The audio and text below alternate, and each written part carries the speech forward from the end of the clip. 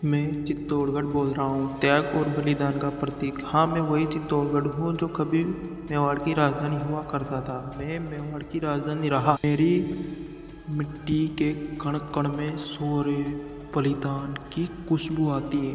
मैं शक्ति, भक्ति और बलिदान की धरती के रूप में जाना जाता हूँ। मैं वही हूँ जिसके आंचल में महाराणा प्रताप के लिए मीराबाई ने श्री कृष्ण की भक्ति की और महारानी पद्मावती ने लाज बचाने के लिए जौहर किया था। मेरा जन्म आज से 1500 साल पहले मौर्य वंश के शासक चित्रांगन मौर्य ने करवाया। उस समय मैं चित्रकूट के नाम से जाना जाता था। जब खिलजी के बेटे खिज्र खां ने राज किया तब मेरा नाम खिजराबाद रखा गया। उसके बाद राणा कुंभा के काल में चित्तौड़ के नाम से जाना गया। अगर आप मुझ पर विजिट करते हैं तो मैं 7 एकड़ ज़मीन में बसा हुआ हूँ। मैं एशिया महाद्वीप का सबसे बड़ा दुर्ग हूँ। एक समय था जब मेरे अंदर छोटे बड़े करके 113 मंदिर थे, 84 पानी के कुंड बने हुए थे और 8 भव्य महल बने हुए थे। लेकिन जब मुगलों ने मेरे ऊपर आक्रमण किया तब मुझे पूरी तरह तहस नहस कर दिया गया। यदि आज मेरी बात की जाए तो मैं देखने में खंडहर बचा हूँ और मुझे सुनने के लिए सुंदर सा इतिहास और खाने में मेरी हंगी सीताफल बेहद अच्छे हैं। 7वीं सदी से लेकर 9वीं सदी तक मेरे ऊपर चंद्रगुप्त मौर्य के वंशजों ने राज किया। उसके बाद सूर्यवंशी राजाओं का राज रहा, जिसमें बप्पा रावल, राणा सांगा, रतन सिंह चौहान, महाराणा कुंभा जैसे पराक्रमी राजाओं ने राज किया। इनमें सबसे ज़्यादा राज राणा कुंभा ने 35 साल तक राज किया। इन्होंने कुंभलगढ़ बसाया। 9वीं शताब्दी से लेकर 16वीं शताब्दी तक मेरे ऊपर मुगलों ने 27 बार आक्रमण किया, जिसमें 24 आक्रमण राजपूत सेना ने जीते और 3 बार मुगलों ने विजय पाई, जिनमें 2 बार मेवाड़ की महारानियों ने जौहर किया। आप कभी मुझे निहारने आएंगे तो मेरे किले पर जाने के लिए 7 दरवाजे बने हुए हैं, जिनके नाम पांडन पोल, भैरव पोल, हनुमान पोल, लक्ष्मण पोल, राम पोल, चौड़न पोल, गणेश पोल। इनका निर्माण राणा कुंभा ने करवाया था। जो मुख्य दरवाज़ा है वह युद्ध के मैदान की तरफ है, जिसका नाम सूरज पोल है। जैसे ही आप किले की चढ़ाई पूरी करके आपको कुंभा महल दिखाई देगा। वही महल है जिसमें महाराणा प्रताप के पिता उदय सिंह ने जन्म लिया था। माँ पन्नादाई ने अपने बेटे चंदन का बलिदान दिया। इस महल में जाते ही अस्तबल दिखाई देता है, जहाँ महाराणा कुंभा के घोड़े बंधा करते थे और यहाँ के राजा सूर्य भगवान को जल चढ़ाकर भोजन ग्रहण किया करते थे।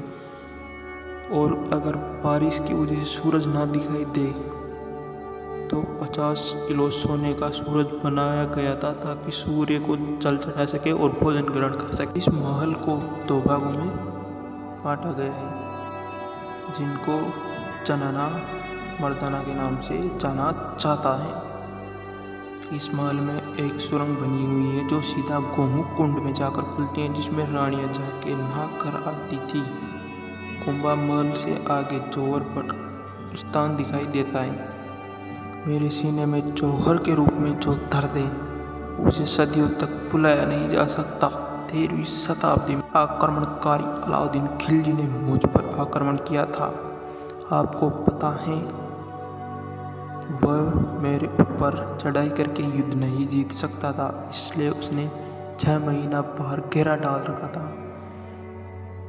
जिसके कारण मेरे अंदर रहने वाली जनता भूखे मर गई थी।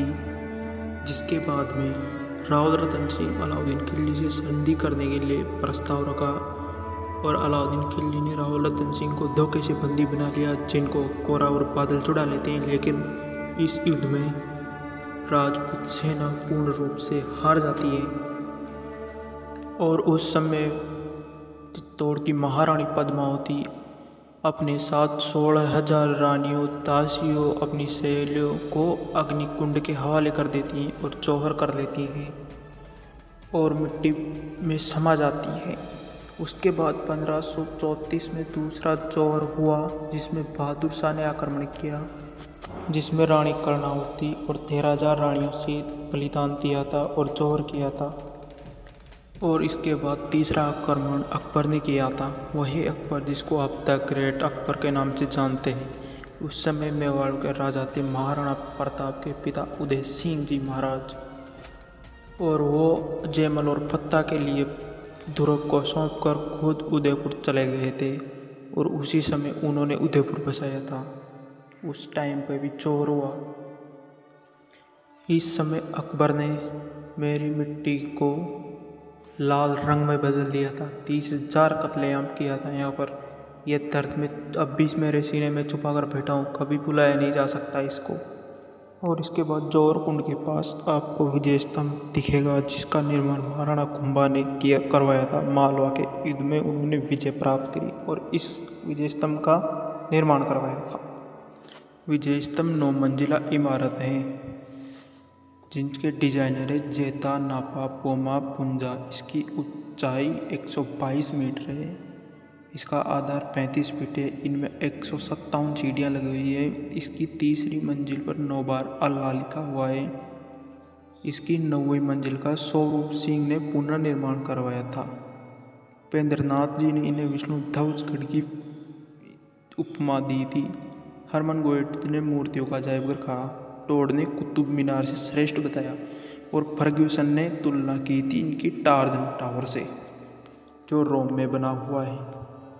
और मैं चित्तौड़गढ़ में बात करूं, मेरे यहाँ किले के दर्शनीय स्थल की, तो यहाँ खुम्ब श्याम मंदिर बना हुआ है, तुलजा भवानी का मंदिर है, नौकोटा मकान, वनवीर महल है, कालिका माता मंदिर है, रैदास की छतरी है, मीरा मंदिर है, श्रृंगार चौरी है, हरामियों का बाड़ा है, गीतेल बावड़ी है, मानमोरी तालाब है, पद्मिनी महल है, भामाशाह की हवेली, जयमल पत्ता की हवेली, नवलखा बुर्ज। मेरे यहाँ एकमात्र ऐसा दुर्ग है जिसमें खेती होती है। सबसे बड़ा लिविंग फूड TIC दुर्ग भी मेरी यही है। मेरे दुर्ग की आकृति व्हेल मछली के समान है। मेरे यहाँ प्रथम अफगान आक्रमण मामू के द्वारा किया गया था। मैं दानवन श्रेणी को छोड़कर सभी श्रेणियों का दुर्ग कहलाता हूँ। अब आखिरी में मैं आपको बताता हूँ कि आप कैसे मेरे यहाँ पहुँच सकते हैं। मैं भीलवाड़ा और उदयपुर के मध्य बसा हुआ हूँ। मैं उदयपुर से कुछ ही 90 या 95 किलोमीटर की दूरी पर स्थित हूँ। पास ही हवाई अड्डा चित्तौड़। आप मेरे यहाँ हवाई अड्डे से भी आ सकते हैं। पास में ही उदयपुर हवाई अड्डा पड़ता है, और रेलवे मार्ग से आए आप तो चित्तौड़गढ़ खुद ही एक रेलवे जंक्शन है, आप यहाँ से भी आ सकते हैं। और मेरे यहाँ की खान पान की बात करें तो यहाँ का सबसे पसंदीदा भोजन दाल बाटी चूरमा है, जो काफ़ी लाजवाब होता है। और मैं मेरे यहाँ के मौसम के बारे में बताऊँ तो मेरे यहाँ गर्मी अधिक पड़ती है। गर्मी के टाइम तो आप विजिट करना चाहे तो सर्दी के टाइम में अच्छा रहेगा। और दोस्तों, मैं मेरी आत्मकथा का यहीं पर अंत करता हूँ। यदि मैं कुछ भूल गया हूँ, मेरे बारे में नहीं बताया हो मैंने, तो आप कमेंट करके ज़रूर बताएं। और मेरी आत्मकथा आपको पसंद आए तो दूसरों को भी सुनाएं। धन्यवाद मेरे दोस्तों।